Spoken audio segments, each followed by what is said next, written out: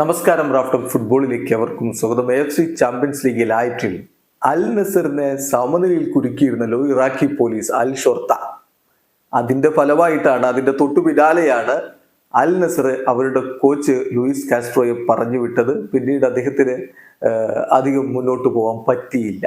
Stefano പിയോളി അവരുടെ കോച്ചായി വന്നു. ഏതായാലും അൽ നസർ ഇപ്പൊ റൈറ്റ് ട്രാക്കിലാണെന്ന തോന്നൽ ഉണ്ടാക്കുന്നു. എന്നാൽ അൽ നസർ മുട്ടിടിച്ച അതേ ടീമിനെതിരെ അൽ ഹിലാൽ ഗോൾ വർഷം നടത്തുന്ന കാഴ്ചയാണ് നമ്മൾ ഇന്നലെ കണ്ടത്. അതാണ് നിലവിൽ അൽ നസറും അൽ ഹിലാലും തമ്മിലുള്ള ഡിഫറൻസ് എന്നുള്ളത് നമുക്ക് കൃത്യമായി മനസ്സിലാക്കാൻ പറ്റും.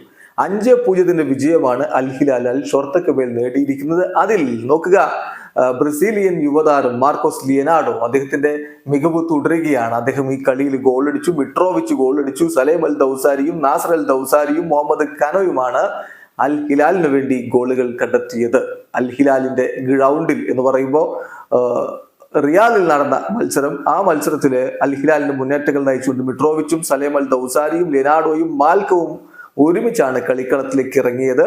കളിയുടെ 11ാമത്തെ മിനിറ്റിൽ ലിയനാർഡോയിലൂടെ ഗോളടി തുടങ്ങി വെച്ചു അൽ ഹിലാല്. അധികം വൈകാതെ 15ാമത്തെ മിനിറ്റിൽ മിട്രോവിച്ച് തന്റെ ഗോൾ കണ്ടെത്തിയതോടെ ആദ്യ പകുതിക്ക് മുമ്പ് അവർ ഏകപക്ഷീയമായ 2 ഗോളുകളുടെ ലീഡുമായിട്ട് കളിക്കളം വിട്ടു. രണ്ടാം പകുതിയിൽ 47ാമത്തെ മിനിറ്റിൽ സലേം അൽ ദൗസാരിയുടെ ഗോൾ, 73ാമത്തെ മിനിറ്റിൽ നാസർ അൽ ദൗസാരിയും ഗോൾ അടിച്ചു. കളി കഴിയുന്നതിന് മുമ്പായിട്ട് മുഹമ്മദ് കാനോ കൂടി ഗോൾ അടിച്ചപ്പോ ഏകപക്ഷീയമായ 5 ഗോളുകളുടെ തകർപ്പൻ ജയമാണ് ഇപ്പോൾ അൽ ഹിലാൽ സ്വന്തമാക്കിയിരിക്കുന്നത്.